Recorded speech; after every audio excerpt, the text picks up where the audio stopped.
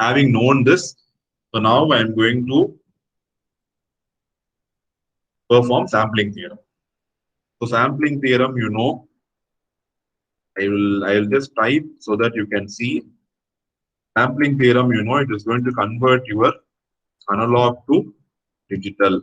And you know that the sampling frequency Fs equal to 2 times the maximum frequency of your signal.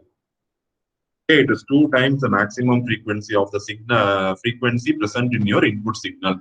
The same sine wave I am going to take. Okay, same sine wave I am going to take. Now I am going to apply sampling theorem to this sine wave. You know the frequency is 1000. So sampling frequency Fs will be equal to 2 into 1000. It is equal to 2000. So the sampling frequency is 2000 hertz. And whenever you want to apply sampling theorem, one transformation you have to understand. You have to replace T by N by, you have to replace T by Fs. Replace T by 1 by Fs, the sampling frequency.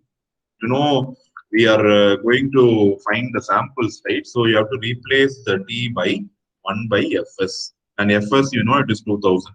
Okay, I have replaced the T by 1 by Fs. Now see what I am doing. I am going to write Xs equal to pi sine 2 pi into 1000, replacing T by Fs. So divided by Fs. I didn't define what is Fs. Okay, I'm defining here Fs equal to 2000. Okay, so now I am plotting T comma F Xs. We'll see what is the answer.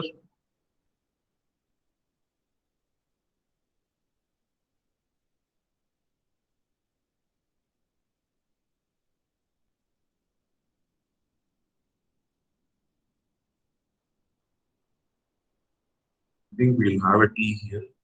See.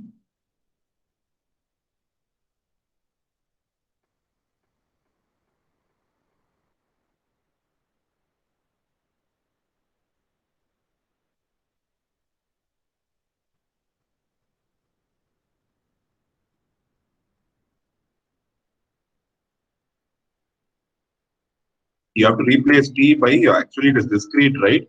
So into N by Fs, and you have to define what is N.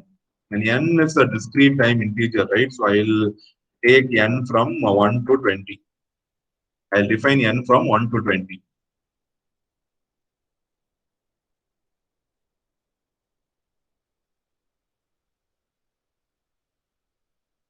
X and Y will be of the same length. Just a second.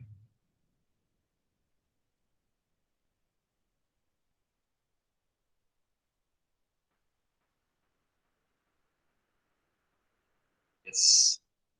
Now you can see the sampled version of the sine wave.